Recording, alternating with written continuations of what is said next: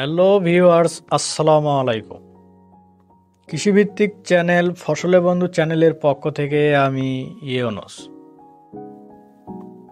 আজকের আলোচনার বিষয় সার প্রয়োগের সুবিধা অসুবিধা, অর্থাৎ কোন সার কী কাজ করে, বেশি প্রয়োগ করলে কী ধরনের ক্ষতি হয়, অতিরিক্ত সার প্রয়োগ করলে কী ধরনের লক্ষণ প্রকাশ পায় সে সম্পর্কে বিস্তারিত আলোচনা। তার আগে বলতে চাই, যারা চ্যানেলটি সাবস্ক্রাইব করেননি তারা চ্যানেলটি সাবস্ক্রাইব করবেন এবং পাশে থাকা বেল আইকনটিতে ক্লিক করবেন যাতে পরবর্তী ভিডিও খুব সহজে পেয়ে যান। তাহলে শুরু করা যাক আজকের আলোচনা। আমরা সবাই জানি একটি জিনিসের দুইটি দিক থাকে, একটি ভালো অপরটি মন্দ। সার প্রয়োগের ক্ষেত্রেও এই বিষয় ঘটে। বেশি প্রয়োগ করলে ক্ষতি হয়, কম প্রয়োগ করলে ভালো ফলাফল পাওয়া যায় না। তাই নির্দিষ্ট পরিমাণে সার প্রয়োগ করতে হবে। প্রথমে জেনে নেওয়া যাক ইউরিয়া সারের কাজ কী এবং বেশি মাত্রায় প্রয়োগ করলে কী ধরনের লক্ষণ প্রকাশ পায়, অর্থাৎ গাছের পুষ্টি উপাদানের নাম নাইট্রোজেন। ইউরিয়া সার গাছের ডালপালা, কাণ্ড ও পত্রের বৃদ্ধি সাধন করে, গাছপালাকে গাঢ় সবুজ রং প্রদান করে। নাইট্রোজেন পাতার সবুজ কণিকা বা ক্লোরোফিলের একটি অবিচ্ছেদ্য অংশ এবং উদ্ভিদের প্রোটিনে সহায়তা করে। এই ইউরিয়া সার অতিরিক্ত প্রয়োগ করা হলে যে লক্ষণগুলো প্রকাশ পাবে: গাছের পাতার রং কালচে সবুজ হবে, গাছ অতিরিক্ত লম্বা হবে, অনেক সময় পাতার অংশ ভারী হয়ে গাছ হেলে যাবে, ক্ষেতে রোগ ও পোকার আক্রমণ বেড়ে যাবে।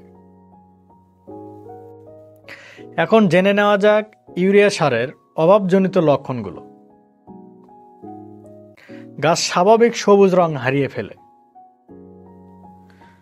পাতার আকার ছোট হয়, গাছ খাটো হয়ে যায়, পুরাতন পাতার মধ্যশিরার শীর্ষভাগ হলুদাভ বাদামি বর্ণ ধারণ করে,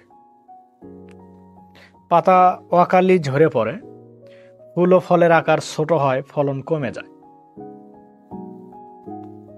এখন জেনে নেওয়া যাক টিএসপি, ডিএপি বা ফসফেট, এগুলোর কাজ মূলত একই রকম, অর্থাৎ গাছের পুষ্টি উপাদানের নাম ফসফরাস। ফসফরাস গাছের প্রথম পর্যায়ের বৃদ্ধি ত্বরান্বিত করে, গাছের মূল বা শেকড় গঠন ও বৃদ্ধিতে সহায়তা করে, উদ্ভিদের জীবকোষের বিভাজনের সহায়তা করে, সময় মতো গাছকে ফুল ও ফলে শোভিত করে, ফলের পরিপক্কতা ত্বরান্বিত করে। এই সার অতিরিক্ত প্রয়োগ করা হলে যে লক্ষণগুলো প্রকাশ পায়: গাছের ফল আগাম পুষ্টতার দিকে চলে যায় এবং ছোট হয়, ফলন কমে যায়, গাছের বৃদ্ধি কমে যায়। টিএসপি বা ডিএপি অভাব হলে যে লক্ষণগুলো প্রকাশ পায়: কাণ্ড ও মূলের বৃদ্ধি হ্রাস পায়, গাছের পুরনো পাতা অসময়ে ঝরে পড়ে, পাতার পৃষ্ঠভাগ নীলভ সবুজ বর্ণ ধারণ করে এবং পাতার কিনারে বাদামি বর্ণ হয়ে শুকিয়ে যায়। এছাড়াও গাছের রোগ প্রতিরোধ ব্যবস্থা হ্রাস পায়। এখন জেনে নেওয়া যাক এমওপি বা পটাশ সার, অর্থাৎ গাছের পুষ্টি উপাদানের নাম পটাশিয়াম। অনেকে লাল সার বলে থাকে। পটাশিয়ামের কাজ: পটাশিয়াম ক্লোরোফিল তৈরির অবিচ্ছেদ্য অংশ, শর্করা তৈরিতে সাহায্য করে, সেগুলোর দেহ অভ্যন্তরে চলাচলের পথ সুগম করে ও নাইট্রোজেনের কার্যকারিতা পরিপূরক। এছাড়াও পোকামাকড় রোগবালাই থেকে রক্ষা করে, খরা সহ্য করার ক্ষমতা বাড়ায় ও গাছকে মজবুত করে। এই সার অতিরিক্ত প্রয়োগ করা হলে যে লক্ষণগুলো প্রকাশ পায়: গাছের বৃদ্ধি বেশি হয়।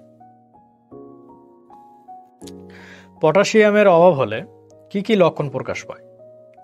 পুরাতন পাতার কিনারা থেকে বিবর্ণ শুরু হয়, পরে অন্তঃশিরার বাদামি বর্ণের টিস্যু দেখা যায় এবং পাতার ওপরে ভাগে ভাঁজ পড়তে থাকে। গাছ বিকৃত আকার ধারণ করে, গাছের রোগবালাই ও পোকামাকড়ের আক্রমণ বেড়ে যায়। এখন জেনে নেওয়া যাক দস্তা সার অর্থাৎ পুষ্টি উপাদানের নাম জিঙ্ক। জিঙ্ক গাছের প্রোটিন প্রস্তুতি সহায়তা করে, গাছের হরমোনের কার্যকারিতা বৃদ্ধি করে, রোগ প্রতিরোধ ক্ষমতা বাড়ায়। অনেকে আমার কাছে জানতে চান জিঙ্ক ব্যবহার করলে ভালো হবে না দস্তা। তাদের উদ্দেশ্যে বলতে চাই, জিঙ্ক ও দস্তা একই জিনিস, দুইটি নাম। এই সার অতিরিক্ত প্রয়োগ করা হলে যে লক্ষণগুলো প্রকাশ পায় তা হলো পাতা ও শেকড়ের বৃদ্ধি বন্ধ হয়ে যায়, গাছ ঝোপাকৃতি ধারণ করে বড় হয় না, অথচ পাতা গাঢ় সবুজ থাকে। ফসফরাস ও আয়রনের শোষণ কমে যায়, তাই সঠিক মাত্রায় প্রয়োগ করার চেষ্টা করবে। জিঙ্ক বা দস্তার অভাব হলে যে লক্ষণগুলো প্রকাশ পায়, গাছের পাতা তামাটে বা দাগ আকার দেখা যায়, পাতা ছোট হয়ে যায়, নতুন পাতার গোড়ার দিক হতে বিবর্ণ দেখা যায়। এখন জেনে নেওয়া যাক বোরিক অ্যাসিড অর্থাৎ গাছের পুষ্টি উপাদানের নাম বোরন। বোরন ফলের বিকৃতি রোধ করে, ফুল ফল ধারণে সাহায্য করে এবং ঝরে পড়া রোধ করে। এই সার অতিরিক্ত প্রয়োগ করা হলে যে লক্ষণ প্রকাশ পায়, পাতার আগার দিকে হলদে হয়, পরে বিবর্ণ হয়ে পাতার কিনারা বরাবর নিচের দিকে ছড়াতে থাকে ও পাতা ঝরে পড়তে থাকে এবং সমস্ত গাছ পুড়ে যাওয়ার মতো দেখা যায়। বোরন সারের অভাব হলে যে লক্ষণগুলো প্রকাশ পায়, বোরন সারের অভাবে গাছের বৃদ্ধি কমে যায় এবং গাছে ফুল কম আসে এবং গাছের অগ্রভাগ মরে যায়, কাণ্ড কালো বর্ণ ধারণ করে, শেকড়ের বৃদ্ধি কমে যায়, ফলের আকার বিকৃতি হয় ও অপরিপক্ক অবস্থায় ঝরে পড়ে। ভিউয়ার্স, এখন জেনে নেওয়া যাক জীব সারের কাজ সম্পর্কে। সালফার নাইট্রোজেন আত্মকরণে সহায়তা করে, প্রোটিন প্রস্তুতিতে অংশগ্রহণ করে, সালফার ভিটামিন ও কোএনজাইমের উপাদান তৈরিতে ভূমিকা রাখে। এই চ্যানেলে ফসলের রোগ ও পোকামাকড় দমন ব্যবস্থাপনার উপর অনেকগুলো ভিডিও আছে, চাইলে দেখতে পারেন।